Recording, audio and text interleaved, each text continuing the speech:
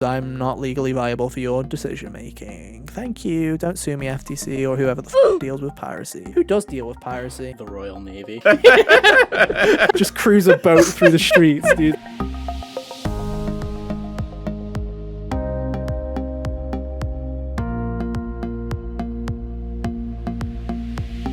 Hey, how's it going, everybody? Welcome back to another episode of the HGO podcast. I am your host for today, Ethan, and joining me, as always, are my good friends, Hunter and Kyle. Hey, guys, how you doing? I'm doing just swell. You know, it's been a weird one, right? This was like...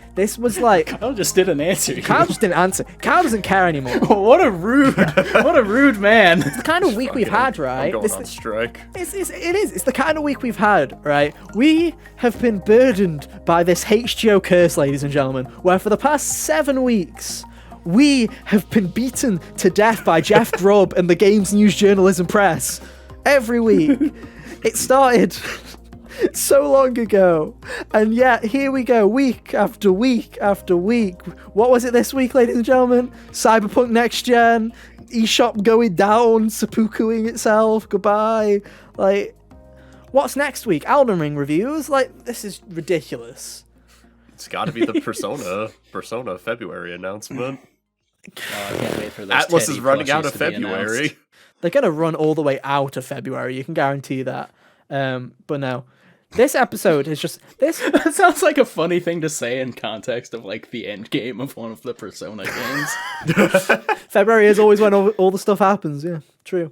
But yeah, it's been a weird one as well, because obviously we had the HGO curse carry on, which is this running gag that seems to never want to end. Maybe next week we'll finally be free. But then also, you've been sick, Kyle. That's true, yeah. I had potential issues with my internet because we've had a storm in the UK the past couple of days, and Hunter's disc for Horizon Forbidden West didn't work. So we've all had a horrible time trying to get what was supposed to be the only episode of this month that was locked in as exactly what was going to happen, when it was going to happen. So who knows? But no, welcome back to the show, everybody, where every week we try and talk about video games if the world lets us. You can find us on podcast services everywhere. Just search for hotgamersonly or go to youtube.com/hotgamersonly, where you can look at our stupid faces each and every week. This week, we've got so much stuff to talk about. We are going to give our first impressions on the latest PS4/5 exclusive, Horizon Forbidden West. One of our most anticipated games since the show started. That's kind of crazy to think that it's finally here. That is wacky. Yeah, we're going to follow that up with talking about the Nintendo eShop. Nearly a year after the PlayStation Store was potentially closing, and we bullied PlayStation to death about that. We're about to get the stick out again for Nintendo, who are not going to learn, but, you know, we can talk about it anyway. All about the Wii U and Nintendo 3DS eShops closing their doors forever. And then after that, who knows what we'll talk about. Maybe we'll get distracted, maybe we'll go on a tangent. None of us have seen the Uncharted movie, unfortunately, so we can't talk about that. Maybe next week I'll go and risk getting COVID to go see Tom Holland in the Uncharted movie. After not wanting to watch Spider-Man for 8 weeks, be like, yeah, Uncharted, sure, let's go straight in the cinema. But no, I guess I can talk about. Maybe we'll talk about Wolf Among Us. I played that. Maybe Cal can talk about how he's playing Xenosaga Saga again for the 6 millionth time. It's all to play for. Second time, fair enough. I forgot he's on strike. I've only played those games once, Ethan. He's not even talking, he's on strike. What a train wreck. Welcome to the next 100 episodes of HGO. Next week, Kyle's going to come in, he's going to roll up dressed as a mime and only, like, emote, like... Next week, I'm just going to master ASL. He only signed just on, to fully stick it to the audio listeners. He only signed on for 100 episodes, and this is him trying to renegotiate his contract here. He's like, I'm going on strike. No, honestly, this is just me, like, getting over sickness and being tired. He's we're really me and Hunter are really surprised he's actually showed up. We did think it was going to be just me and him, to be honest, this episode. So we are grateful for you showing up. It was looking real dire yesterday when I was like, oh man, my disc isn't downloading. It was really bad because I have the digital version, right? So I had no problems. I got in, the day off because I had the day off. I didn't get to play it at midnight because I couldn't download the PS5 version until it was literally out. The minute it was out, I could finally download it because I wanted to save the $10/pounds. And so I was like, okay, hopefully my internet doesn't die overnight and I get the game downloaded. And then I was like, oh, it's fine. Because if I don't get it downloaded, Hunter's going to get his disc. It's fine. But then Hunter had terrible weather. He had to drive to the GameStop in the terrible weather to get his copy. Gets back. His disc doesn't even work. Like, there's something that happens. There must be, like, if you get a faulty PS4/5 disc, it does this thing, right, Hunter, where you get to, like, 30-odd gigs, and then it just conks out. It's like, nope, done. It was 30.58 was specifically when Horizon kept tapping out yesterday. Yeah, and the reason that I knew that your disc was fucked, we're far enough into the show, I can say fucked.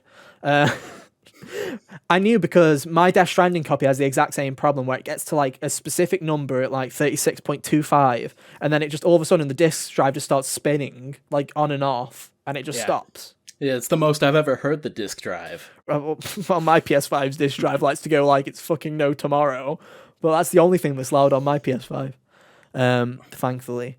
But yeah, who knows, man? It's been a nightmare to be here, so we hope you guys enjoy it. We hope you guys, if you are playing Horizon, have been having a good time. We're going to give you our first impressions.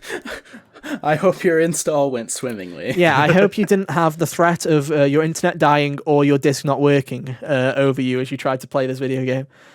But we have played enough of it to give you our first impressions. Hunter, how much have you played of it? 3.5, maybe 4 hours. Okay, so Hunter's played 4 hours, and then I was close to doing a Jacob. For those of you who didn't watch our Arceus initial impressions, he played 18 to 19 hours of it in the day and a half it came out, and I was like, madman. He finished the game. He finished the game. I have not finished Horizon Forbidden West, but I have put 13 hours into it since it came out on Friday, and we're recording this Saturday night. I played 8 hours yesterday and about 5 hours today, so I've played quite a bit of the game. So we've got plenty of impressions to give. And then, as always, we'll be answering the question of, is it overrated? Because we love getting views, and we also like hating on things because that's what people do on the internet. So it's going to be great fun. The PlayStation fanboys seem to take issue with the fact that it's a Metacritic didn't crack 90, though. Right, and here's what I'm going to say. I take issue with the fact it didn't crack 90.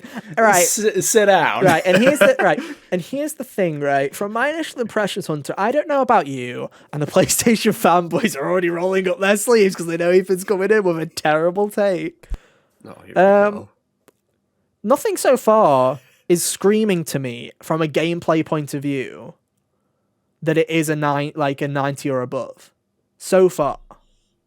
I think this game... Well, let me start off by saying, I think this game is excellent. I think it looks great. It plays great. It runs great, except for the one issue that I had, which I'll talk about in a bit. I ran into like one major issue, but we'll get into that.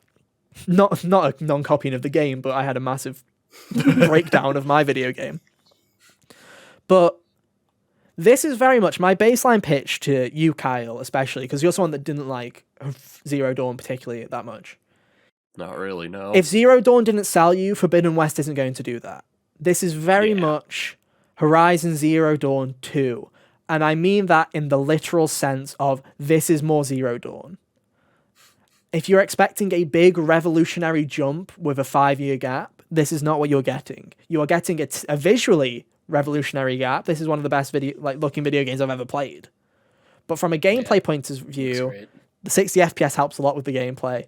And there are some new weapon types, and there's obviously new robots, and there's a load of traversal mechanisms that they've added. Hook. Yeah, there's a load of there's a load of smaller changes, but there's nothing revolutionary here to me that sees it as a massive jump. And if that anything, that isn't a bash on this game. That's just a testament to how solid the gameplay of the original Horizon Zero Dawn was. And this is going to be a great stepping stone to how do you think you're going to feel about Breath of the Wild 2? If you're someone who is really looking forward to Breath of the Wild 2 and you played the original Zero Dawn, play this and I have a guarantee that this will be the exact feeling that you'll feel towards Breath of the Wild 2. If you like Forbidden West more than you like Zero Dawn, you're going to like Breath of the Wild 2 more because it's one of They're both going to be going for the same thing. It's more of the same. Yeah. Like, you can't revolutionize what you're trying to do every time you do something anyway. And it's not reasonable it's not reasonable to expect that from anyone, right? Yeah, it's kind of like, you know how those the ridiculous internet gamers TM like to be like, I can't believe they're recycling the animations for games. And I'm like, God, you're so dumb. Why would you make a new one to accomplish the same thing every time you make a new game? I mean, let's be real here, by the way. The one animation that they keep drawing on is the grapple animation when you grapple down from a tower. That animation was so sick, why the fuck wouldn't you reuse it? Yeah, why would you change it? It's one of the best animations in the game where they do that camera pan where she fucking chucks the grapple hook and then just slides down. That shit's sick. So cool. Never get sick of it. Yeah. And also, if you've ever done coding, you know that 90% of coding is just reusing code from old projects. I mean, same with games. It's unreasonable to expect that it's all the same. What's the point of redoing a grapple animation if you're going to just have, if you've already made one that's great? It's like, yeah, like games change things like that when it makes sense to. Mm-hmm. Like Miles Morales was swinging around as Miles Morales in his video game. He looks different doing it than Peter did. But that's not because they were like, man, people are going to get really bored of the exact same swing animations. It's because they probably were like, he's a different person. For the way that... He like displays himself, and he characterizes himself. He displays himself in a different way. So of course Miles is going to do like weird like flips as he's going and start doing trick shots all over the map, whereas Peter's going to be more streamlined. It's like there's obvious stuff to it, and it's like it's just such a stupid argument to me. Why would you even question it? Because well done, they're using the same animations, but why wouldn't you? It's so dumb. Yeah. You've got your character. Have you seen what Pokemon's done since X and Y? Exactly. You've already present day. You've already got your main character. You've already developed them. There's no need to. Why would Aloy all of a sudden 6 months later have a completely different running animation and completely different cycles? Like it makes absolutely no sense. And if there's anything that this game isn't, it's not a quick cash grab. This isn't like a sequel that they've quickly made to capitalize off the franchise. You can tell they've put a lot of time into this game and I feel like there's a pro to that and there's a con to it, because you've seen the map, Hunter. You have seen the map. Yeah. It's one of those open world games that it's extremely overwhelming. And what I mean by that is I showed my dad, because my dad played the original Zero Dawn, and he was like, are you playing it? I'm like, yeah. And he's like, do you think it's going to be a long game? And I'm like, well, let me show you this, Dad. I'm going to show you. I've explored about this size of the map in about 8 hours, right? The first starting area I was in for 8 hours of the game. And now let me show you the rest of the map, and it's like this. And it's like, it just goes west. Like, the reason it's called Forbidden West is because the fucking map screen doesn't end as you go to the left. It just fucking keeps going. Yeah. Just keeps going and going. To be fair, who would want to go to California anyway? To be fair, I was thinking at the start, when I was in the first area, surely we have to hit the ocean eventually. When I was in the first area, I was like, hang on, so you've got this area, right? You've got Chainscrape, and you've got all these like desert areas. I'm like, how the hell are we going to get to California and to San Francisco? And then I literally like press the map button and keep scrolling left. I'm like, oh, that's how we're going to get there on foot. Like we're just gonna walk from like if Sam Central Bridges America. Can do it, so can Aloy. Yeah, we're literally just gonna walk through the entirety of like the fucking center of America to San Francisco. Apparently, I'm like, okay, we're just gonna go west. And I think it's to its benefit and to its detriment. To me personally, I'm 13 hours in. I checked my percentage. I'm roughly 15% of the way through the game. This is Persona 5 levels of hours required to 100%, by the way. Like, this is ridiculous.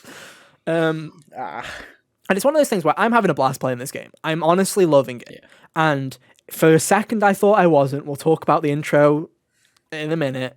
But for a while, I thought I wasn't. And then when I got to the actual loop, when I got into the map, I was like, no, this is what I remember, and this is what I enjoy. I just honestly think that we have this issue with open world video games in particular, where a lot of companies seem to perceive bigger as better.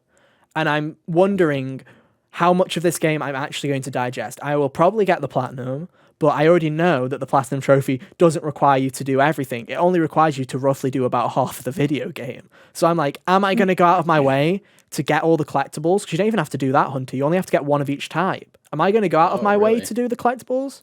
Am I going to do all the side quests? Because so far, from what I've played in the first 13 hours, they're all really high quality. The cutscenes and the animations for even the side quests are super high quality. Even just the couple of conversations I had with the extra people, like, they're really showing off the fact that they gave people extra animations than just camera panning. And it really, when I was talking to the that is really cook, incredible. for example, in the first town, it was showing him moving around while he was talking to you, and I'm like, oh, that's nice. And that really is like one of the big glow ups from Zero Dawn to Forbidden West is facial animation, and the cutscenes in general, the in-game cutscenes in general, is a huge step up from the original. Yeah. I think you'll remember, Kyle, is there was very much in the original, there were these back and forth conversations where there was stock camera model here, like player model here, and they just stand still, and they'd have these very basic talking animations where they just talk at each other and do like these weird head bobs. Whereas now, like watching an old episode of Red versus Blue. Yeah, kind of.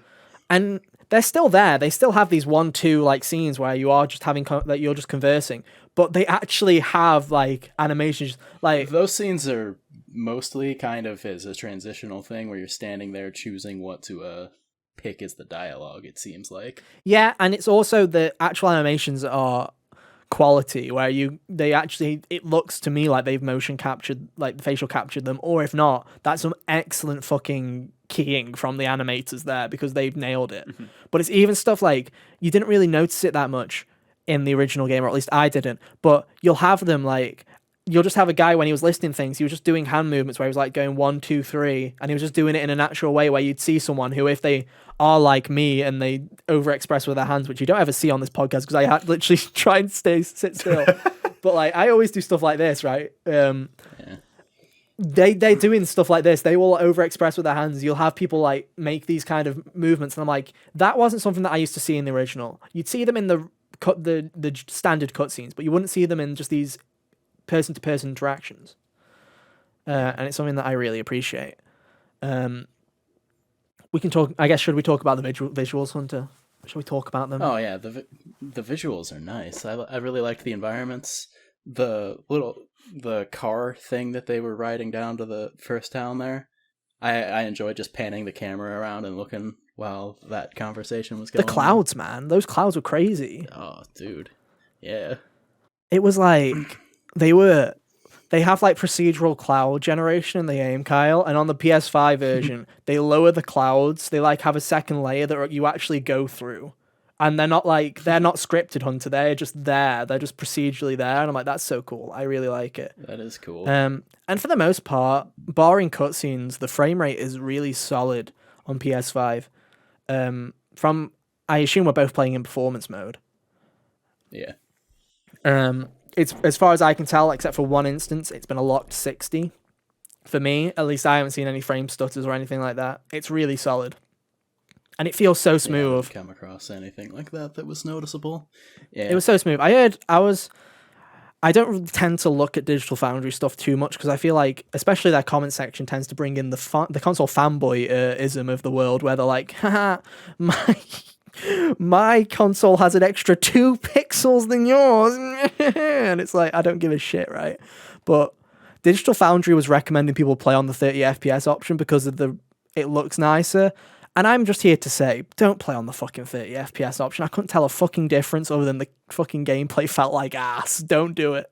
Play Horizon at 60 FPS just feels so smooth to play. And it just like, the bow was already so much fun in the original, and now just having it be able to like snap really quickly and fluidly is like such a godsend. Like it feels so good to play and control, even better than the original.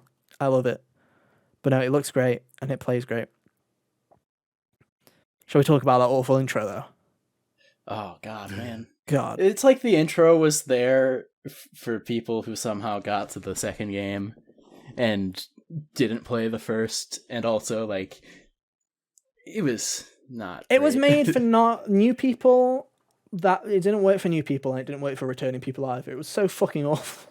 It wasn't a good showcase of what your game like what it wasn't a good showcase of what you might have missed from the first one. It wasn't a good showcase of what it will be. And I feel like to discuss this more, we are going to have to go into slight spoiler territory. So if you do not want to know spoilers for the first 90 minutes of Horizon Forbidden West, maybe now's your time to tune out. We're not going to be talking about like massive story spoilers because nothing really happens. But it's just, if you don't want to know exactly where the game starts and what they do with the tutorial, maybe skip a couple of minutes. That's all I'm going to say. So there you go. Spoiler warning. Okay, let's go. It's basically a separate tutorial area, Kyle. And they basically have it. They have a character that returns from the first game. I don't remember his name. I did not recognize Neither him. did His I. name was Varl. Varl, yeah. From the first game. I was like, who are you? Who? I think I slightly remembered him when he said that he was like from the Nora tribe, and I was like, oh, I think I do remember you. They mentioned his mother, and I remembered that. I remembered his mother, and I remembered his mother having a child. Yeah. So basically, he gets a focus, and the whole idea is you're learning by Aloy teaching. What's his name again? Varl. I'm already forgetting his name again. By you teaching Varl, Jimmy, you're teaching Jimmy how to use the focus. And that's not my issue with it, because yes, it's annoying because you're just going through that stuff. My issue with it is the whole storyline that's going on in this fucking cluster, and also it's just a terrible sequence. The whole storyline of him and the rest of Aloy's annoyingly clingy friends. Yeah. It's just extremely annoying because the story's awful, right? Because this is the definition of a story. And I hate when games do this, where they show you a 90-second recap where they're like, yo, remember when you played this 5 years ago, boys? Here you go. Here's the most basic of basic descriptions of our video game. Okay, now press play. Okay, so it's 6 months later. We're back on the grind. Here's all the nitty-gritty stuff. Let's talk about a really specific reference that you're not going to remember, and we didn't mention it in the 90-second recap. Let's go. And it's like, oh my fucking God, we're already there. So they already start talking about, if you've played the original, they already start talking about Gaia. They already start talking about all the systems that rebooted the world and stuff like that. And Aloy's trying to find a copy of this program to try and save the world, essentially, from this blight that's happening. And they just start going into the nitty-gritty. They just start mentioning names. They just start mentioning shit. And I'm just sitting there going, oh my God, this is the worst way to make me want to hate. Like, this is like the best way for me to hate your video game from the start, because it's like, this isn't what I remember Ethan, Zero Dawn for is you don't arbitrary love characters. A bunch of nouns being thrown at you in the first 5 minutes? No, it's fucking horrendous. It's actually horrendous. It genuinely does a Miles Morales, so Spider-Man Miles Morales, where it's like, it hops you in. It's like, back into the story, guys. Look, here's Pete, here's Miles. Look what they're doing. But instead of just going with the basics of, look, there's two Spider-Men. Look, he's teaching him, and you learn that from the game. So if you're new here, that's fine. They're like, instead of doing the basics, they're like, no, here's all the arbitrary names. Look, is she a goddess? No, she's my mother, technically cloned. It's like, why? Like, I'm like, why are we going into the nitty-gritty now? Why? They could have saved that for like the end of the sequence instead of getting into it like straight away. They literally go into it straight away. She's like, I'm looking for something. Or they could have done what Devil May Cry 5 did and just put in like a little menu with the story so far that you can look at if you want to. You see, they get silence to do a narration at the start of the game to catch you up. They have a Lance Reddick, who plays Silence, does like a narration, right? Where he like talks you through the first 90 seconds, but he hardly mentions any of it. Like, he does the brief synopsis that they should have been doing in the tutorial. Like, he just mentions program that started the world again and stuff like that. He mentions generic stuff, like he mentions Elizabeth Sobek, but in the most general of terms. Whereas Aloy's out here using all of the fucking adjectives, nouns, and verbs she can think of to describe this extremely niche situation. And then I'm like, I get it, world building, right? But I haven't been in this world. This is world that's already been built. I've not been in this world since December 2017, since the Frozen Wilds came out. I have not been in this world for 4.5 years. Ease me back in, fuckers. Don't jump the gun straight away. And at first I was like, oh God, am I not going to like this game? But as soon as we were out of the shitty tutorial and actually into the Forbidden West, I was like, oh no, I'm back to having my fun. Yeah. Because it is absolute gobbledygook garbage. And also, I just also want to say the way that they connect 1 and 2 with the ending of 1 is extremely dumb as well. And I absolutely hated it.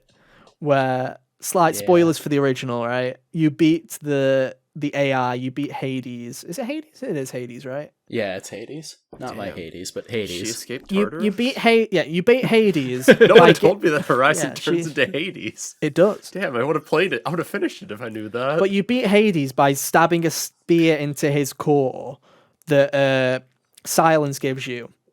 And then in the post-credit scene, you see that Hades leaves that core and Silence catches him, goes, "Mwahaha," walks away.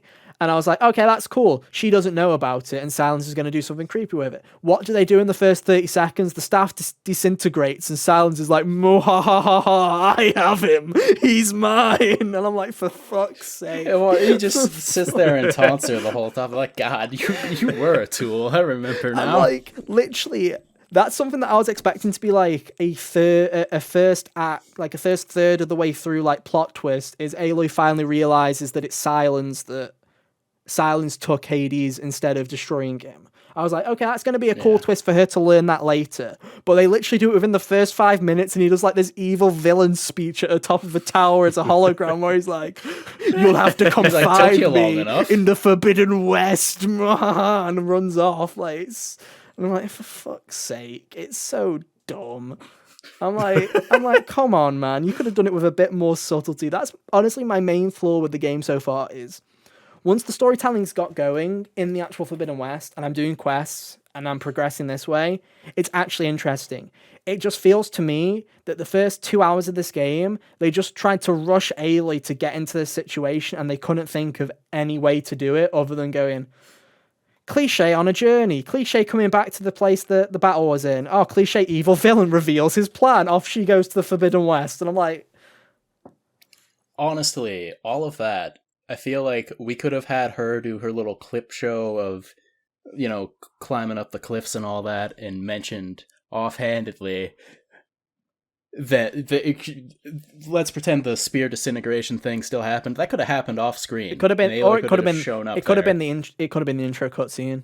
It very easily could have. That could have been the introduction. tutorial. The weird thing is they have this skip where you're in Meridian. You get the staff, the disintegration happens, you basically head into the west, and then it does a montage where it's a very cool montage where it's all in engine and they have like the credits roll. It's very cool. But that also, her getting to the Forbidden West could have been the tutorial area. We could have skipped the whole first fucking section out entirely and have a section of her getting to the Forbidden West be the tutorial, and just skip all of the Gaia bollocks that was not needed in the first 60 minutes. Especially because she goes looking for it, and then she finds it, and then it's like, this other company's like, "Lol, get pwned, I'm a hack whore, you didn't get it, bitch." And then, like, middle fingers everywhere, I'm out. And I'm like, for fuck's sake. Get to the point, like, genuinely. But that is genuinely, like, my main flaw with it. Dropping the spaceship on the snakes was cool, though. I liked doing that. Yeah, until one of the snakes was like, "Nah, spaceship can't kill me, I'm big boy," and then you have to destroy it with your hands. I'm like, oh, okay. That was silly. Man, I killed that thing and didn't even notice it dropped like one of those extra guns that, would fall off of the other things. I just killed it with arrows and neither did I. And I think that, I don't know if this is I was going to ask you this, Hunter. I don't know if it's just me. I honestly feel like this game is way easier than the original. I feel like there were points in Zero Dawn where a bigger robot would come up to me and I would shit myself. And I feel like there have been times where that has happened in this game. For example, I finally saw the Croc-Maws, whatever they are, the big alligator fuckers. And they're huge. I don't remember them being that big. I think they got a fucking size upgrade in this game, Hunter, because they're massive in this one. But I was swimming and I saw one chasing me, and I had a shit myself moment as I was trying to climb out of the fucking water because the hitbox was terrible. So I was shitting myself. Oh, yeah. But then once I got out, I was just like, oh, I'm doing way too much damage and I'm just killing this thing really quickly. I just feel like, I don't know if it's just because I know how the game works now because I played the original and it's just transferable skills, or if it's just the robots feel easier in this one where I'm just like, oh, shoot the weak points. So during that snake boss fight, I feel like I ate some of its attacks pretty directly a couple of times, and still survived. Where I feel like I might have died in the first game. Health items are everywhere as well. So it's like you have like 20 you have like 20 recharges. You can recharge your health as much as you fucking like, to be honest. My time in that intro section probably could have been abridged a little bit if my lizard brain didn't like have to collect all the shit. This is literally me. Grab all the ridgewood and all the health items. That's literally what I'm doing, where it's like currently in my stash, I have like 200 healing berries just sitting in my stash, and I'm still sitting there collecting them when I'm running out in my inventory. I'm like, just go back to your stash, you idiot. I've already got like I've already bled into the stash for the wood and the berries, so I'll probably start ignoring them for a little while. I would definitely. But yeah, that's like, it was, the intro was kind of rough. But the storytelling does pick up, and I do feel like once you actually get into the open world again, it is fun. It is one of those, I'm back in this world, let's explore. Aloy's little friends, as annoying as they are, especially fucking, I've already forgot his name again, Varl. Yes, we're learning, boys, we're learning. This is how useless he is to the story, by the way, guys. 13 hours, haven't remembered his name. But yeah, Varl seems really annoying, but at least the other guy, oh god, what's his name? You know, the guy, you haven't met him yet, have you? He was in the trailer, he was in the E3 trailer. Are you talking about Aaron? Yeah, Aaron, that's it. Yeah, the one guy I would remember because he was the Oseram guy. I could remember him. If he had shown up at the beginning, I would have been like, I remember Aaron, the Oseram. I just didn't remember his name. Names are not my strong suit. Everybody knows this. Everyone knows that names are not my strong suit in any. Everyone is Timmy, and everyone is Timmy. I don't know why it is. In real life, I genuinely can't remember names well either. Like, it'll get to the point where I'm just like, oh god, what's their name? What's their name? I just can't do it, especially when they're made up gobbledygook names like Erend and all these other names where they're just like futuristic Nordish names, I think. I don't know what they're going for. I don't know. They kind of sound like they're like tribal, like Viking-y kind of names to me, but I can't tell. Erend does sound like a antiquated version of Aaron. Yeah. Yeah. But, you know, I remember like Rost, obviously. I remember that guy. Yeah. I don't remember what the Sun King's name. Arad, is it? I don't remember what his name was. I think it's Arad. I can't remember. I just talked to him like 3 hours ago. What I mean? And I can't remember him. Yeah, playing Arad. I think they pronounce it Arad. Is why it was throwing me off. Player names, especially in Horizon, like characters in Horizon to me were memorable at the time, but their names aren't. Where I'm like, I remember that guy, but I don't ever remember their names, right? It's like the guy currently in Chain, is it Chain Spire? Chain Scrape? That's it, Chain Scrape. The guy in Chain Scrape who's causing all the trouble with the people, the locals, right? That Unter or something? Ultrid? Oof. It's two U's and I can't remember the rest of it. Ultrid. Thank you for Ultron. Thank you for resting my case here, Hunter, because here I am thinking, God, am I having memory loss at the age of 24? Like, no, it just happened. I just talked to him too, and can't remember him at all. I also can't remember anybody's name from the first game. Are you good at remembering names in first game? So yeah, but are you good at remembering names in video games in general, Kyle? That's my question. Usually, yeah. You see, I'm not. I'm terrible. Like I remember like big ones. Like I remember like Celine as the main character in Returnal, or stuff like that. Or Juliana Blake from Juliana and Cole from Deathloop. Like if you ask me what the main characters are, I can give you main characters. But if you were like, quickly, Ethan, I don't think I could tell you who half of the people that I was killing in that game are anymore, though. Who in Deathloop? Can't tell you a single fucker. What? I can't tell you a single one.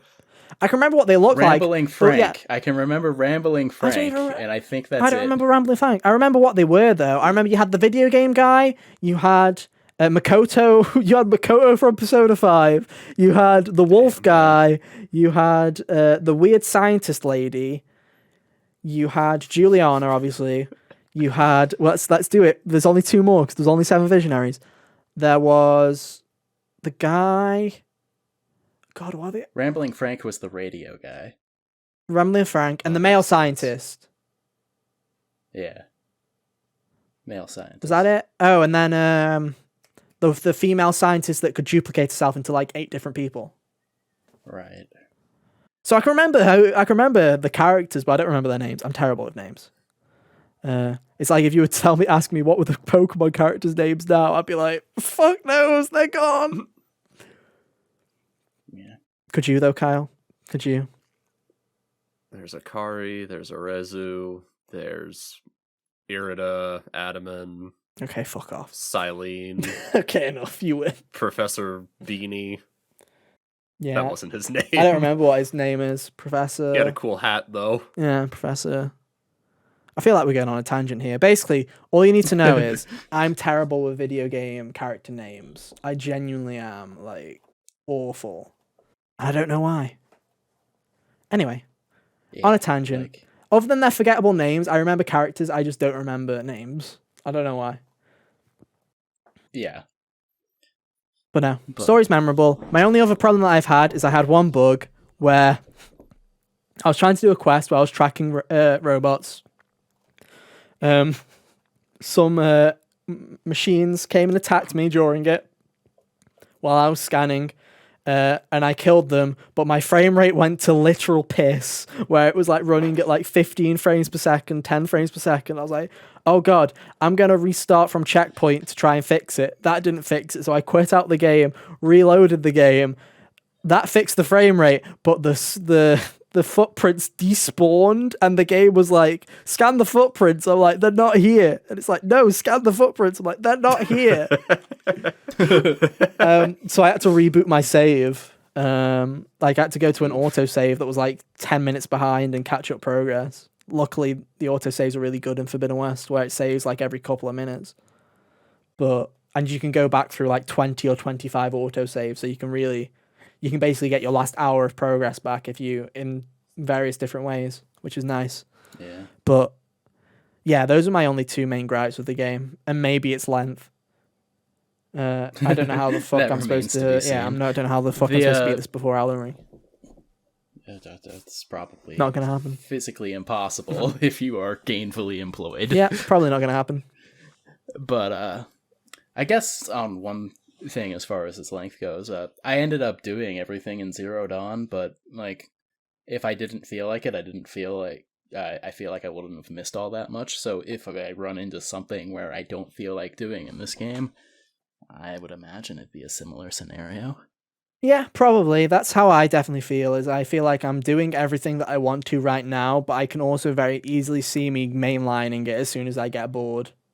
Yeah, like I didn't do everything in the Spider-Man games. I basically collected the backpacks. I did, because I'm a psychopath. But also because I just like swinging. I didn't care about the Taskmaster. I just liked swinging, so I was like, I'll do anything if I swing there. I never used fast travel in that game, because I was like too busy swinging, mate. Neither did I. What's that game had fast travel? Yeah.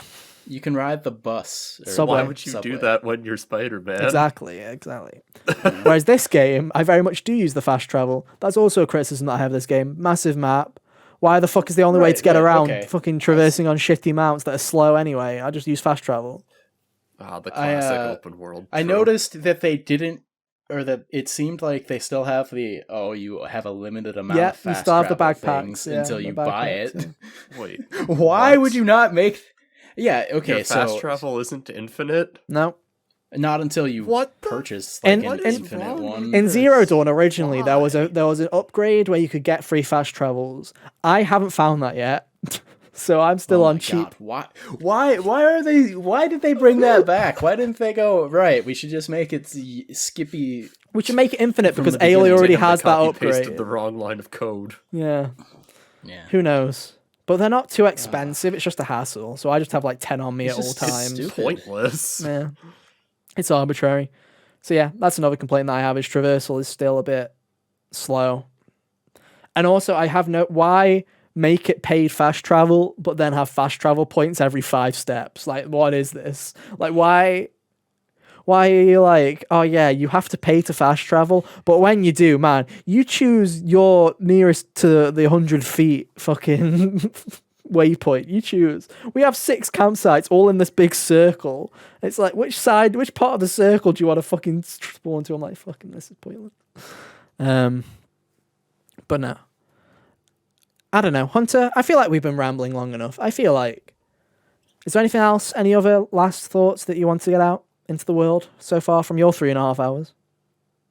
No, so far it's been enjoyable after I got past that rough tutorial, but I'm like, yes, I remember what this was a few years ago, and I'm excited to get a new one. Yeah. It pulled me in. Yeah, that's what I'm thinking, is if you like the original Horizon Zero Dawn, you're going to like Forbidden West. It depends how much you're going to like, is how much do you like open worlds and how much did you like the original Horizon. If you liked Horizon because you thought that it was a unique experience and you got bored near the end, then, oh boy, you're going to be in for a right treat with this one, because I feel like you're going to get in, you're going to be like, oh, it's more of the same, because yeah, it is more of the same. To the same point where you've got the same optional objectives. You've got the same kind of training camps. What were they called? They were called like training grounds, the hunting grounds. Yeah, right. They're back. You've got like they've kind of repeated the tall necks are eventually back as well. Yeah. I saw them set up like the other thing where it's like, oh, you can do this melee training ground hoopla. Yeah. Oh, There's also a board game. Did you find the board game? I didn't find it, but I think I saw like a GIF of it or something. I've played it. It's fucking boring. Weird. I don't know what it is. Why does every RPG go, oh, The Witcher 3 did Gwent, it's now our turn to do a very tedious board game in our RPG? And then it's just like in every RPG that follows, it's like, we've got to do some card game. We've got to do some kind of Hearthstone.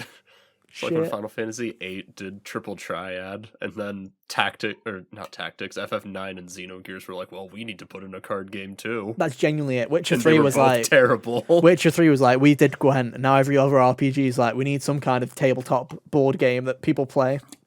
Just stick Monopoly in, fuckers. I don't care. Is it more or less tedious than Fort Condor? Less tedious than Fort Condor. Okay. That's a great comparison of fucking arbitrary proportions. If Fort Condor is in Final Fantasy Remake Part 2, I'm not buying it. Like, fuck that. I don't know. Part 2 should be where we get all the fun mini games at the Golden Saucer. No, Part like 2 Fort Condor. Like, honestly, fuck Fort Condor. This game's not as bad, and it's not that hard, but it also does the thing where it's like, you can find pieces all across the world. Go to shops and buy new pieces. I'm like, fuck off, just give me a set and let me win. I don't care.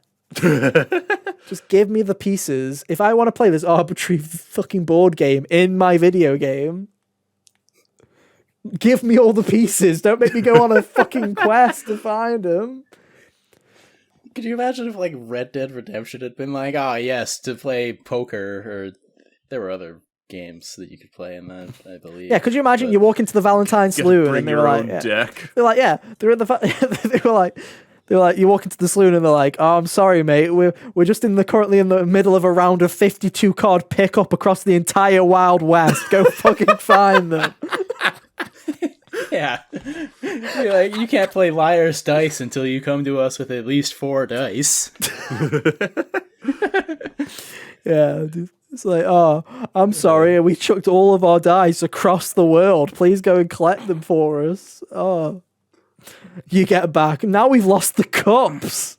Oh no, we have to go on a quest for the cup. You're a bar. How are you out of cups? Yeah. Here's the thing, right? Is Horizon Forbidden West overrated? No, probably not. I think it's as good as people are saying it is. But it is one of those things. It's a great game, and you can tell it's a great game when we're sitting here nitpicking, right? Because I know some people on podcasts or some people in the comments. You can bitch at us hotgamersonly@gmail.com, by the way, if you want to forward all your complaints right there. Are going to be saying, why are you being so negative? Why are you looking on the downsides? Why did you talk about the bright sides for like 10 minutes and then went, right, roll the sleeves up, time to shit on it for 20 minutes? It's because it's that solid of a game and the original was that solid that they're really... You already know all the positives going in. If you play the original, you know the positives going in. Yeah. There are still nitpicks. It's not perfect. The climbing also sucks. Can we say that? The fucking climbing is garbo. It's awful. Yeah, it didn't seem to be. They replaced the yellow paint by pressing the R3 button and your focus spraying yellow paint all over the fucking wall, and there they are again. It's like, you didn't fix this. you just hid the yellow paint. And in the intro part, the yellow paint was still there. Yeah. Just hit the paint. They hid the That's paint. one thing. They hid That's the one paint. thing. So jumping and pushing X to do the little rope swing thing is fine, but that's where you have to pull the stuff out of like the walls. Yeah. I feel L1 like that's a bit... L2 triangle R2 or whatever it is, the combination. Yeah, that feels like a bit much. I feel like I have to come to a halt. My favorite one to is like, if you want to do a double jump onto one of those grapple points, then jump off the grapple point when you land on it, and then pull out your parachute when you get it. The input is double tap X, square, then hold the square button, not tap the square button. Hold it until the glider comes out, which takes a second. So it's like, you're literally like, let me enter the Konami code real quick so I can fucking parachute. There we go, we got it. The amount of times I missed I only tapped square, so Aloy just falls more, and I don't get enough like distance. I'm like, God damn it. Reminds me of like, I know that shield surfing was possible in Breath of the Wild, but I always forgot how to do it. So I was like, I guess I'm just gonna only input this by accident a couple of times. I want to give them a massive shout out as well. I don't know if this was in the original for the Apex slide. The Apex slide is in this game, where if you slide down a hill, you just continue sliding and you build up momentum. That is such a fun feature that more games should have. And I don't know if that was in the original, but it's in this one, and I very much appreciate it. I know you could slide like out of a sprint sometimes. Yeah, you can do that in this game, but it carries the momentum. So if you're going down a hill, you'll just slide all the way down the hill. Oh, nice. Yeah, it's fun. But no, other than those little gripes, like I say, it's a great game. I'd recommend it. If you're gonna buy the PS4 version, upgrade for free for the PS5. Don't be unless you really think that a white box like Hunter has is really worth the extra $10. Go for it. Man, it would have been funny if they were out of PS5 versions of the game when I took it back today. I would have been like, dude, I will settle for a PS4. Was that easy to swap, by the way? He took the disc out and put a new one in. Oh, they had. Did they already? What? They already had returned games. I don't know. Someone had already opened it and returned it, or someone was like, "Yeah, I'm gonna quickly flog these copies of Forbidden West I've stolen with only discs." Well, he took it out of a different box. But... Maybe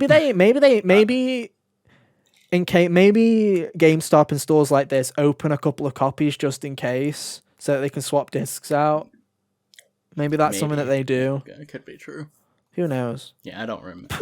He was just like, good luck with this disc. What if you came back in and you'll never guess this shit? That'd be funny. Dead again! Just give me a PS4 copy this time, fucker. I can't stand it.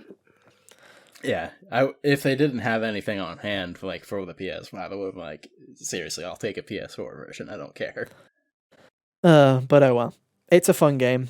Yeah, I'm sure you guys will enjoy it for this entire week, and then Elden Ring will come out, and then all you fucking saddos will be like, yes, the Elden Ring, and then fuck it off into the bin as you go and play Dark Souls 7. Amazing. Is it? No, 3, Bloodborne, Sekiro, Dark Souls 6, my apologies. Or Demon Souls Very 7. Close. Demon Souls 7. Maybe Dark Souls 7 if you clout Demon Souls Remake as just Dark Souls 6, because no one played it before Dark Souls. What does that make Persona 5 if we count it as Shin Megami Tensei? Persona 24? Shin Megami Tensei 24? Royal? Do we count 4 and 4 Golden as separate? Well, Do we count 3 FES? After 4, they dropped the SMT prefix. No, but that's what Hunter's talking about. No, Hunter's talking about, instead of calling it Persona, we just call it Shin Megami Tensei 26 or whatever the fucking number. All the spin-offs of Shin Megami Tensei now. Hell yeah. Wasn't Shin Megami Tensei spun off from something else? Hell yeah, we are, dude. The Chibi era.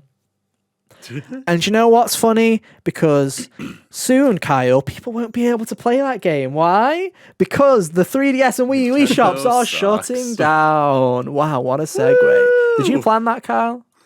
Oh, absolutely. That was so smooth that I can 100% guarantee that was not by chance. Not even a little. So, Cal, you've been quiet. What's been happening with the 3DS and Wii U eShop? What's happening? What's Nintendo doing? Who fucking knows anymore, dude? I don't. Taking away our legitimate ways of being able to play games and Taking not giving away us our an rights. alternative. It's called piracy, but I didn't recommend We're that. gamers. We don't have rights. True. Yeah. True. So yeah, for those of you who are unaware, Nintendo announced this week that they are going to be taking down the 3DS and Wii U eShops in early 2023. You will be unable to add eShop vouchers from like August. So the only way for you to be able to add stuff to your cart is if your 3DS, your Nintendo Network ID is linked to your Switch ID, then the wallets are shared. So you can still add money that way, but you have to add money to your Switch to buy on the 3DS and Wii U, because they couldn't leave the gift cards open until spring 2023, could they? No. Okay. Whatever. The part about this that, on top of it's just random and arbitrary, is they left the Wii eShop open forever. That's the They thing, really right? did. Is they closed Wii Online earlier and then left the shop open till later. Whereas this time around, the game Wii U Online is still live kicking. The 5 people that play the online Wii U games are still thriving. But they can't buy a game. Mario 64 on that last year. They can't play the game. It's like the 5 people still playing Splatoon 1 are still having a great time. But they're never going to get a 6th player because no one can buy the fucking game on the eShop anymore. Yeah. So yeah, this sucks for a number of reasons, why, right? And I think the first one is for game preservation, because when the Wii Shop channel died, there were a load of original games that were only on the Wii Shop that died. But in terms of retro games, in terms of the virtual console, a lot of games survived because the one thing that the Wii U was good at was, God, it had so many virtual console games. A lot of Nintendo's virtual console library ended up on Wii U. And also, to save the DS a bit, all of the DSiWare was on the 3DS eShop because it was backwards compatible. So that was less of a concern for everybody. So they sucked when they went down. Obviously, Scott the Wars got like a 7-part series out of it, so he was thriving. But everybody else thought that it was lame. I have a Wii full of WiiWare games. Yeah. Oh, I can't wait. Yeah, I can't wait for his Wii U series, dude. I can't wait. Or his 3DS eShop series. That's going to be an interesting one. But, so, there was at least those redundancies where it was like, okay, we still have Virtual Console on Wii U and 3DS, and the DSiWare gets moved. So we're only losing classic Wii Shop games, which sucks, but it's not a full-on nuclear post-apocalyptic option. Whereas this, to me, feels like the nuclear post-apocalyptic option, because we're losing DSiWare, we're losing a load of 3DS games, some that weren't even given physical releases in the West. We're losing Ace Attorney games here, guys. Weebs, rise up. Dual Destinies and Spirit of Justice didn't get physical releases at all. I have to really cross my fingers that Capcom wants to port the second half of the series to the Switch now. You think that... My guess is, if they weren't planning on it, Hunter, they probably are now. They probably will now. Same with Persona Q. I'm assuming that Atlas will eventually move those to Steam or something, but because they're moving everything to Steam nowadays. But again, Q and Q2, super expensive games because they did not print many of them, especially Q2 because they didn't even dub Q2 because it was an after Switch was released. Really late it was a game, post Switch release. So there are so many games like this that are just going to vanish on top of the exclusive games that are exclusively digital on the eShop, including all the virtual console stuff. It's like we're losing a lot, man. The Wii U had a really good virtual console. Really also. good. Like it included all what you'd expect, like NES, SNES, N64, but then it also had GBA and DS games on it too, which some of it included GBA Fire Emblem games and the Pokemon Mystery Dungeon games. And even though it wasn't technically virtual console, Wii was also available on. There was a load of Wii games that were made available, and especially in Europe and in America, it reduced the prices of physical games by a lot. Xenoblade releasing digitally on the Wii in North America was a godsend because that game was so rare in America. And the same goes especially for Metroid Prime Trilogy, especially here in Europe, where Metroid Trilogy physically, it's probably rare in America too, but in Europe, that shit's like gold dust, and you can buy it for £18 on the eShop. I'm tempted to go and buy that because from the sounds of it, they're only fucking remastering one for the Switch, so... And then there's also Pandora's Tower, which is part of that same Project Rainfall that got Xenoblade Last Story localized in America. And that's just going to be gone. Last Story didn't even make it onto the Wii U eShop. Yeah. Oof. And I mean... At least not in America. I don't remember if it came out anywhere else. And I mean, yeah. It did. I know a lot of people are going to be like, well, Xenoblade got a remake. And yes, it did get a remake, right? But you're telling me that I can't look at Ugly Shulk anymore? Boo. Cringe. Hate that. People, we were talking about Xenoblade X. The one game that Nintendo refuses to port. It's already going up in price. I said this story earlier before we were on the podcast, but I'm going to say it again. This week, on Monday, as the day that the episode went live, I bought a copy of Xenoblade X because it was the only game I was missing. And I was like, it's £18. I'm just going to buy this now. Good job I did. This game's already skyrocketed in price since the announcement. There's copies in America that are on sale for over $100 now. I'm like, what? What is happening? Just looking at Amazon right now, it's still, in America, it's still $60. Yeah. So it's not skyrocketing yet. Oh, dude, we're going to lose Star Fox Zero. We're going to lose Star Fox God! We're going to miss Slippy Gets Trippy. Yeah, you think we're going to miss Slippy Gets Trippy with Uncle Grippy? No, dude. I just saw that in the customers also bought this. Do you know what sucks? Half the copies of Star Fox God you know what that means? Even have a disc. Star Fox Zero.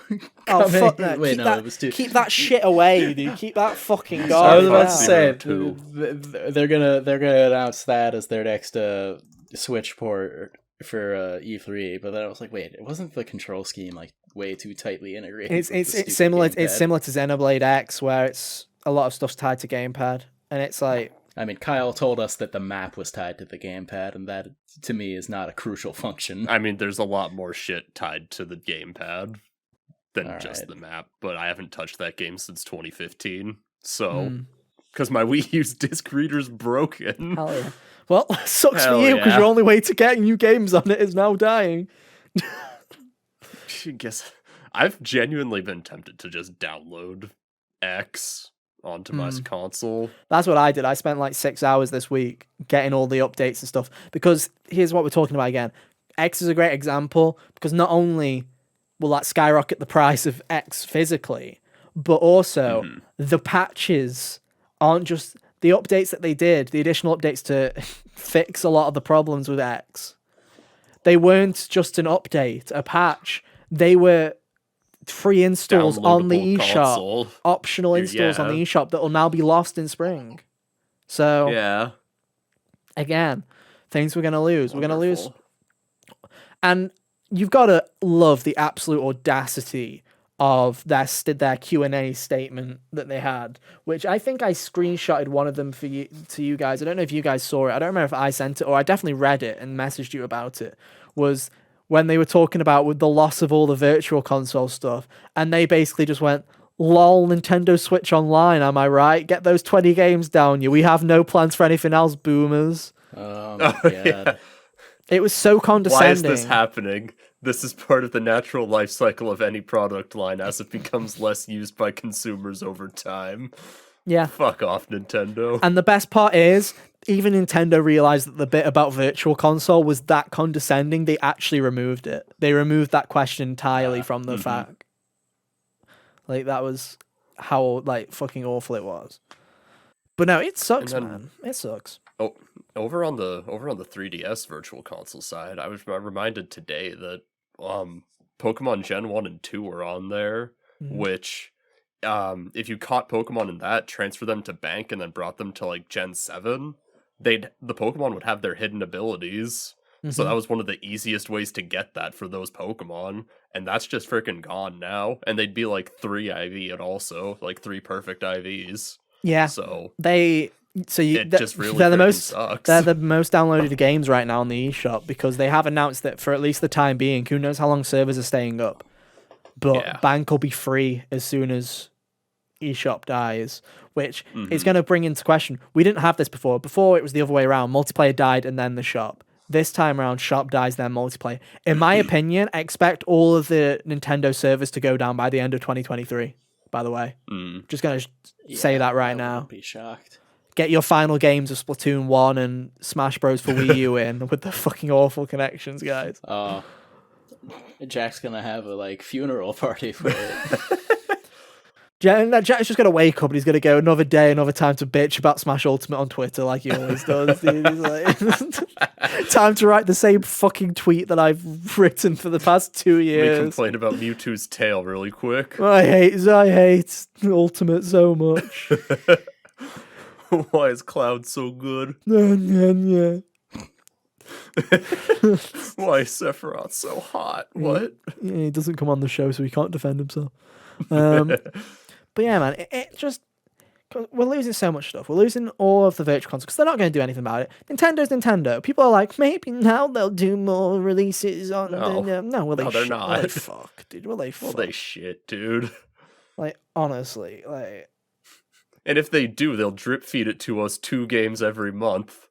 2? We get 1. We get 1. And they're going to give us all the shitty Mario games again. People are paying $70 a year for Nintendo Switch expansion bollocks, and they get 1 N64 game a month. It was like, guys, you get Banjo-Kazooie, which is already in Rare Replay. Congratulations, guys. Congratulations. Also, the Rare Replay version is better because it saves your note counts when you die. So, because the Xbox version of Banjo's better. Lamau, get wrecked. That's true. And it's like, okay, now you get... Speaking of that... Now you get Majora's Mask. Yeah, Majora's Mask, the same day as Elden Ring coming out. That's hilarious. And it's just like, it's so dark. Like, they're not even releasing NES and SNES games anymore. The Mother and Earthbound shit was just by chance. That was the first update those 2 services have gotten in like a year. Yeah. It's fucking shit. And it's like, there's nothing that can be done about it. It's funny because the Wii U was how Mother and Earthbound, that was where they got their first re-releases in America. Yeah. Like outside of Japan. The irony. It's just like, it's only a matter of time, right? Before the rest of the Wii U dies and the 3DS. And it's just like... Get your last downloads in. Get your last downloads in. $20 Wii games. Get as many Wii games, as many... Sin and Punishment Star Successor is a good one. Yeah, there's going to be so many games lost, and it just kind of sucks. Because, like I say, Nintendo's got nothing for game preservation. I mean, neither does PlayStation at the moment, let's be real, because they still haven't announced for whatever the fuck Spartacus is, so there's still no proof that they're doing anything about it either. As far as I'm concerned. And Xbox, even though they've done the best job out of all of them to try and preserve games, it's not a full perfect list, and they've stopped doing new ones now. So they didn't preserve Crash T-Walk, so who cares, dude? They're fucking dead to me. They didn't do any of the Crash games, dude. Twin Sanity on Series X? Phil, look at me. Twin Sanity on Series X, dude. While you're at it, tag team as well. I want to see Willy Wumpa Cheeks in 4K, thank you. Oh, I want that to be the next remake now that they're opening now they're opening the doors again? Now that the Call of Duty mine is theoretically closing. Did you see... Skip straight to tag team. Did you see the stuff that went out about the acquisition, by the way, today? I wasn't going to bring it up because no one cares about the acquisition, as we can tell from our view and listen counts when we talked about it. No one cares about Activision. Everyone already heard about it. Everyone had already heard about it, old news. But apparently, the day that they put in the request to buy, they talked to Bobby Kotick about buying Activision was the day after Phil Spencer made that tweet saying like how he's like, oh, this is shitty and we're going to reevaluate our position with Activision. Literally the day after he was buying them. And I'm like, I don't know if that just showed, I don't know if because to me, I'm like, Phil, for the most part, is a good guy, right? I like Phil. I think he has the right intentions in mind a lot of the time. But I also don't think that was a goodwill gesture of we need to save the people.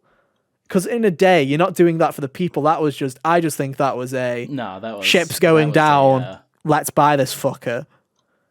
Yeah. And it was just like, to me, it was just like, damn. Kind of looks like a bit of a dickhole move when you're like, yeah, we're going to reevaluate our position with them. Fucking, hey, Bobby, you up? Want to buy your ass? Just seems kind of complicated. But no, the whole Nintendo situation is just awful. And as you can see, they have not made any comments on it since they've announced it. So.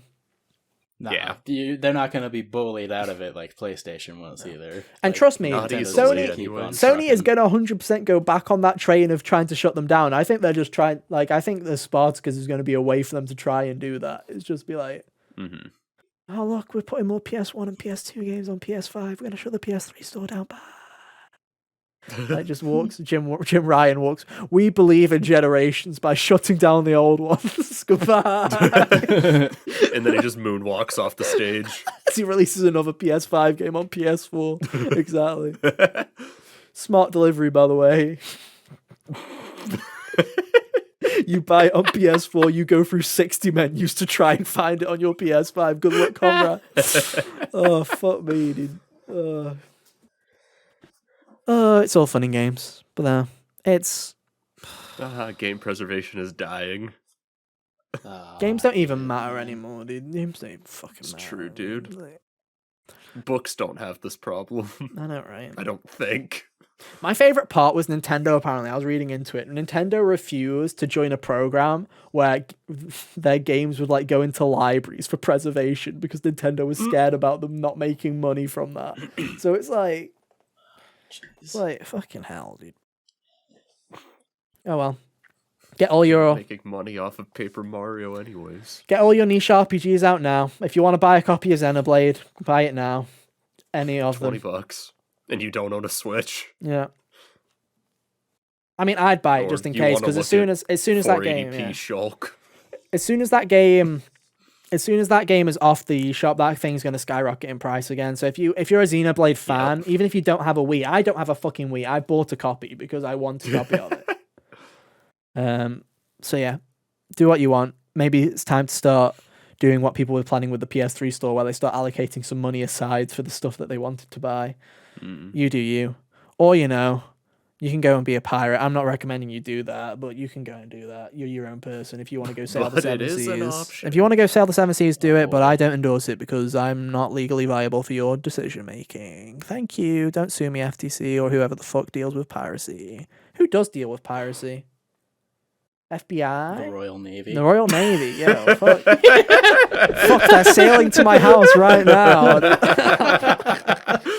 Just cruise a boat through the streets, dude. Like, fuck you, hell, yeah. I'm really glad Hunter could think, because my brain couldn't think of who dealt with water problems. Yeah. The Coast Guard.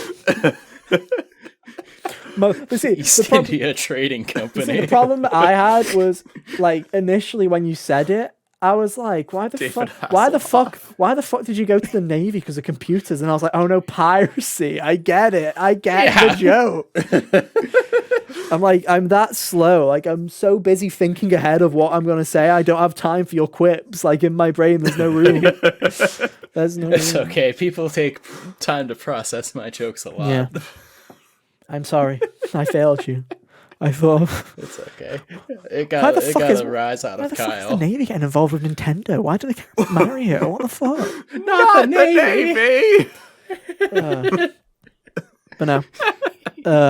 How are you guys going to plan on spending the Nintendo eShop closure? What are you buying? Are you guys getting any Persona Qs? You getting any SMTs? I don't even got a Wii U or a 3DS to buy things on the eShop with. Stay fucking mad. Guess you got to buy a 3DS. Oh, they're really expensive get those Ace now. Attorney games. They're really expensive. 3DSs are really expensive now. They've gone up in price. Of course. I believe that Capcom will probably port the other parts of the series now. Yeah, Capcom stopped being Capcom love releasing everything everywhere these days, except for Street Fighter. Yeah.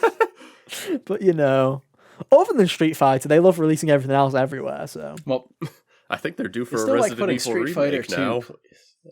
Oh yeah, Resi 4 should be coming. I don't know. Hopefully, maybe next year. Hopefully not it's this year. apparently not this Take a announcement. break. This announcement that's happening is Street Fighter. Apparently, Yeah. Street Fighter The one 5 that- too. Street Fighter 6. Will it be a PlayStation was exclusive? fabulous. Probably not. Yes. Oh, you think it will be? Why not? Fair enough. Sony owns Evo. True. That's the thing, right? People are like, haha, what are they going to do when it's not an exclusive and it runs better on Xbox? I'm like, they're going to play it on PlayStation anyway because Sony and Pokemon own Evo, so who cares? Yeah. Sony's like, get them PS5s in there, and Pokemon's like, I don't know, do a TikTok dance? I don't know. What does Pokemon play anymore after Fortnite? That's what I want to know. I don't even know knows? anymore. Valorant? Probably Does Valorant. she play Among Us? No, that was like the 2020, 2021 vibe. Was it 2020? Was Among Us 2020? Among Us was 2020. Yes. Oh, that one way to feel old. Fall Guys was also 2020. Way to feel old, guys. We've not had a good multiplayer game since 2020. How's that feel? Fucking hell. Mario Party came out last year, Ethan. Yeah, but Mario, And it functioned. yeah, but it wasn't like Fall Guys or Among Us levels of people playing it, were it? I put like 120 hours into Fall Guys. That was crazy. Those were the times. Yeah. Usually after we've talked about what we want to talk about, we do a little game check-in. I don't know. I feel like at this point we should have like a topic, like we should have like a show name for this part of the show, because we were like shit that's not relevant that we talk about at the end of the show, like The roundup. Yeah. the roundup. We should probably name it something along those lines. But every week if we've played a game, we'll talk about it, and everyone's done a terrible job of playing games this week except for me. 13 hours of Horizon, and I good played for another you. video game. Well, Kyle's playing the same game he's played every fucking day, because all he plays is Xenogears or whatever the fuck. Was it Xenogears or was it? It was Saga. Saga. Saga 2. Well, I replayed the first one. I gotta play the second part, Ethan. No, you gotta do Guess it. what? In another month, I'll play the third part. No, you And won't. then to prepare for Xenoblade 3, I'm gonna play Xenoblade 1 and 2. I was And then I'm tempted gonna to play. look at X and be like, I wish I could play you. I was tempted to And play put it back on Xenoblade the 1 shelf. again. I'm thinking, am I going to play it again? But then do I also want to go through Button Valley again? And the answer is not without alcohol, so we'll see. I'm just gonna do New Game Plus. I don't even care. Oh, that's a good idea. I don't think it was the. I want to go through the game without thinking, Hunter. That's a is good my- Even if idea. you're That's a over- good idea. My point was, even if you're over leveled, the level design of Button Valley was the Yeah, problem, it was. not It the was. not the fact that the monsters were hassling you. Is it over yet? Is it over yet? No, another 3 hours. Fuck. Great. I love this game. I do want to play Xenoblade 1 again, though. I want to give it a second chance before Xenoblade 3 comes out, and then I can definitively say it's my least favorite of the trilogy. Like I said, guys, fair chance, fair chance. But no, I finally played a game this week that I feel like is like 10 years old at this point. But speaking of Among Us, I played The Wolf Among Us, dude, the prequel. Yeah. The Telltale prequel. Which was like one of Telltale's first games, wasn't it? That was like blew up. Like it was just after The Walking Dead, I feel like this and The Walking Dead season 1 were the two that really blew up Telltale into what it was before it died. Yeah. And I don't know about you, Hunter, because I know that you've played a couple of Telltale games, haven't you? Yeah, I've played the Batman one. I played a lot of these were things I played with like my brother on the weekends, just because something to do. I watched him play Wolf Among Us. Oh, you but see? I Oh, didn't so you've play seen it? myself. Okay, cool. I've seen some of it. I didn't see like the full thing, Yeah. but I've seen parts of it here and there. But like Batman, the Game of Thrones one, Oh. Tales from the Borderlands. Yeah, so in terms of the ones that I've played, I haven't played any of The Walking Dead, but I played both Batman ones. I played Tales from the Borderlands, which is my favorite Telltale game.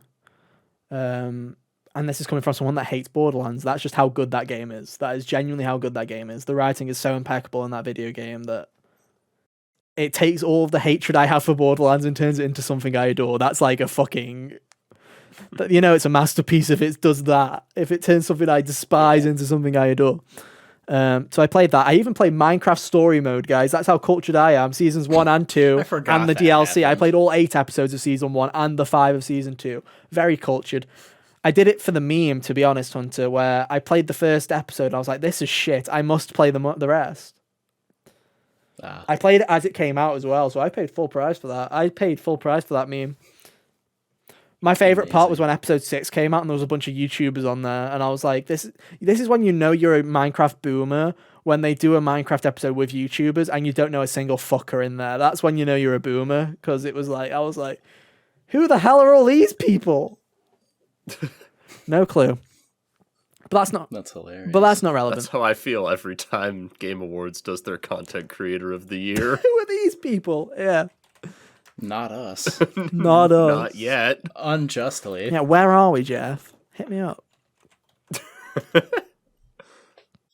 Right, so Telltale, I just searched it. So I've played Minecraft Story Mode, Season 1 and 2, Batman, Season 1 and 2, Tales from the Borderlands, Guardians of the Galaxy, that was the other one. So I played them all, and a lot of people say that their best one that they ever did, well, some people say it's Season 1 of The Walking Dead, but the other one is Tales from the Borderlands. But the third one is, to be fair, Tales from the Borderlands is the third one, really, let's be realistic. The second one, and the one the other people always talk about, is The Wolf Among Us. Which is why it's getting a Season 2, which I'm now very excited for. And I can say that knowing nothing about it, it actually did live up to the hype. I think it's fucking excellent. It's really good. For those of you who don't know, somehow, it's basically a crime noir, like murder mystery case, which is set in New York in the current day, where all of the legends from the fables turn out they are all real, and they're all living in modern day New York in this kind of recluse kind of community where they all live and have to deal with a load of modern day situations because they were all chased out of their homelands and stuff like that. It's really interesting. So you have all these takes. So you play as a character called Bigby, who's the big bad wolf, who is now a detective who is trying to basically redeem himself for his past actions, and now is basically the sheriff of Fabletown, as it's called. And there are other characters: the Snow White, Beauty and the Beast. There's so many characters, and it's so interesting because I had no ideas what it was going to be about. And then there's like this very gruesome murder at the end of episode 1. I'm like, oh fuck, that's really like in the middle of the episode. It's not even in the end, I think it's at the start. And it's like, oh fuck, this is what we're doing, and it's quite dark, and I really like it. Yeah, it's pretty fucking great. You know, especially considering in the years since my brother did play it, that I started playing all these other mystery games. I should actually go back and give this game a shot for myself, because I don't think I know like too many crucial spoilers about it. No, it's really great. And like I say, it's one of those ones where it's not one where there's a huge twist. It's not going for that Life is Strange. It's not going for that Danganronpa mastermind shit where it's supposed to be a plot twist and it's like, oh my god, I didn't see that coming. Like, it's not like it was the mailman all along. But you know, it does have those twists and turns, and there are some really interesting takes. I think it has my favorite ending, my favorite cliffhanger to a Telltale game ever in it, and it's really fucking good. Because it leaves you in a state, and then in episode 2 it goes in a different way, and I'm like, I really like that. It's really interesting. But no, it is just really decent. I can see why they're doing a season 2, because in my head I was like, if they're bringing Telltale back, why the fuck are they doing The Wolf Among Us? You'd think they'd do something that they were known for, or do something new. I'm like, why would they go for The Wolf Among Us? And now that I've played it, I'm like, out of all the games they've done, yes, The Wolf Among Us is 100% the franchise that they should go back to. Like, that always made sense to me, because at least that, you know, at least the things that they were drawing upon there were public domain things that they managed to put their own stamp on, rather than just licensed properties. Well, it was. Dude, they could put Winnie the Pooh. Well, it was based on a comic book. It was based on a comic book. But it was a prequel to the comic book where they were just completely in line. And now the comic book says it's not canon, so they are basically just working in their own world now, basically, where it's based on the characters that are in those comic books, but they're doing their own thing with it. So, And yeah, to me, it 100% makes sense, especially when you look at the other games that were cancelled that didn't get rebooted, the Game of Thrones sequel and the Stranger Things game. So yeah. Dude, I'm shocked that the Game of Thrones sequel was even on the table. It set up like there was something coming next, but I was like, oh man, I wouldn't be shocked if they never went back to this. Yeah, it's an interesting one. One thing I do think is interesting about the sequel, though, is one, when I finally looked at the trailer and I was like, oh, this looks cool. But what I realized was, one, they're still going to release this episodically. And I'm like, why? Have we not learned from True Colors? Could we just please just release it and have like the chapter structure, but release it at once? Yeah, like, what the fuck? Just release it all at once.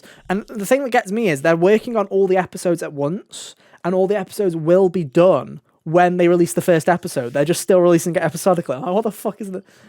Like, why? It better be over 5 weeks. It better not be fucking 5 months. It better just be like, we're gonna try it like it's a TV show and release an episode a week. I'm like, that's fine, do that. I don't care. If it's months, I'm gonna be like, what the fuck? What are you doing to me? How dare you? Yeah. But no. So that's one thing that I thought was stupid. Also, one thing was apparently the Wolf Among Us 2 that just got re-revealed or whatever is completely different from the Wolf Among Us 2 that they were originally going to do as Telltale. They restarted development and have completely gone in a different way with it since they restarted it. And I'm like, it's like Metroid Prime 4 all over again. But no, the original Wolf Among Us, would really recommend it. It always goes on sale for like £3 or something ridiculous, like really cheap all the time. So if you see it, dude, Telltale pick games it up. Always go on for cheap. So yeah, if you see it, pick it up. I give it a solid recommendation. And now I'm kind of mad that I have to wait until next year to play the sequel. I thought it was going to come out this year. Oh, well, let's hope it's early 2023. But no, it's good. Yeah. But yeah, I guess we're done. That'll do, right? That'll do. Yeah, that'll do, Donkey. Donkey. Hopefully next week we will have something to talk about. Or maybe we'll just play Horizon all week. Who knows? Horizon. Hopefully my copy of Elden Ring does not try to kill itself. Yeah, we might just have to... me and Hunter might have to do a quick dive into Elden Ring. For some first impressions, so we can stay on that crazy train of releases, so that then we can sleep again in March while we wait for Kirby and Ghostwire. Well, Triangle Strategy comes out that first week of March. Sorry, we can sleep. Well, you Kyle, can play. You can cover that. While I try to play the other 2 games that I won't be finished with yet. Me and Hunter are probably gonna have to fucking. Me and Hunter are basically gonna have to tag team both of those reviews because it's like. Who knows when I'll actually make the Sifu review that I wrote. It's like me with my Life is Strange review where the script's done. It's just sitting in the background forever. Yeah. People don't believe me. The Life is Strange review is written. Like, the whole script's there. These two have seen it. It's done. It's been done for 5 months. It just sits there in the locker waiting to be written. The Sifu script is done too. It was just kind of, if I don't finish Ace Attorney, I will drive myself mad playing Horizon. So I played that all week. It's literally that. It's my Life is Strange review, your Sifu review, and Kyle's Legends Arceus 51 Clubhouse Games review. You did Hunter, let it die. Let it die. 51 Clubhouse Games is gone. You did the you did the Stop video. bringing it up. You did that video on that fighting game that I was supposed to edit the video for, which I still haven't done. That's DNF also Duel. a DNF Duel. That's also with them. We'll get them out. We'll get them out soon. Maybe I'll just have to go to the fucking rise and grind mentality and just crank out a couple of videos. We'll see. Good luck with that. Good luck getting me to do anything, guys. Have you finished those errands? No, I haven't. But yeah, as always, our links are on screen right now. You can go and follow us on Twitter if you want to keep up to date with everything we do outside of the podcast. It's always fun. Let us know what you guys have been up to. Berate us about making new videos there. You can do it. Maybe if someone asks me, I'll feel inclined to do it. Or maybe I won't. Who knows? But if you don't want to berate us on Twitter, you can go and just follow our regular Twitter, at hotgamersonly. Every time you ask Ethan about it, it gets delayed another day. It's true. Subscribe to us on YouTube at youtube.com/hotgamersonly, or find us on your favourite podcasts like Spotify or Apple Podcasts. Reel it back in. Search for Hot Gamers Only. You can do it. I believe in you. But yeah, with that, that's been our show, everybody. Thank you so much for listening. It's been a fun one. Can't wait for next week where the madness continues. Hopefully nothing gets announced. At this rate, Half-Life is only a couple of weeks away, guys. Half-Life 3 is like nearly ready to be revealed. Eventually, this curse is going to result in me being right about Silent Hill. if that is literally, if we still end up on a streak where it ends with Silent Hill, the show fucking ends. I am calling it right now. The show ends. If we're stuck on a streak for this all year and it ends with Silent Hill being announced, I'm done. I am literally done. And I swear to God, Konami, if this is this week's fucking announcement, I swear. I'm just saying, they intended on going to E3 last year, but we're like, not yet. I don't believe it. They've got nothing. They've got nothing. The HGO curse made Xenoblade 3 happen for me. They can do the same for you, Hunter. I mean, before Xenoblade 3 was Xenoblade 3 was more realistic though, because we knew that game existed.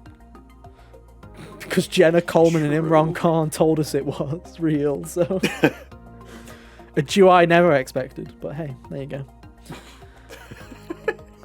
But yeah. Anyway, we're just gonna sit here and ramble if we don't stop. So this has been our show. Thank you so much for listening / watching this week. We'll be back same time, same place next week for more. But yeah, until then, have an awesome week, and yeah, we'll see you next time. Bye. See ya.